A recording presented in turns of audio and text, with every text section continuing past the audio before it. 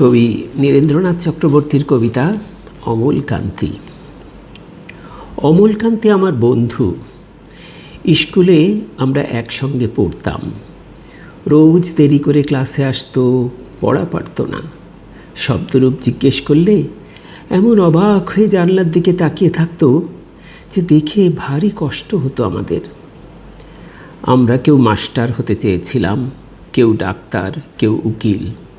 অমলকান্তি সেসব কিছু হতে চায়নি, সে রোদ্দুর হতে চেয়েছিল।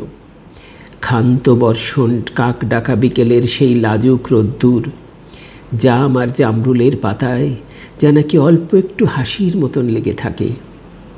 আমরা কেউ মাস্টার হয়েছি, কেউ ডাক্তার, কেউ উকিল। অমলকান্তি রোদ্দুর হতে পারেনি। সে এখন অন্ধকার একটা ছাপাখানায় কাজ করে।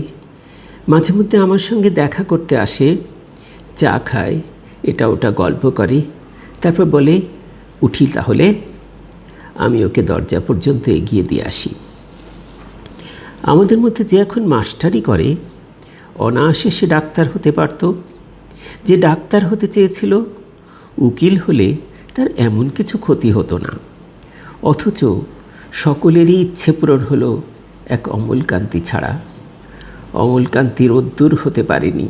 সেই অমলকান্তি রোদ্দুরের কথা ভাবতে ভাবতে ভাবতে ভাবতে যে একদিন রোদ্দুর হতে চেয়েছিল।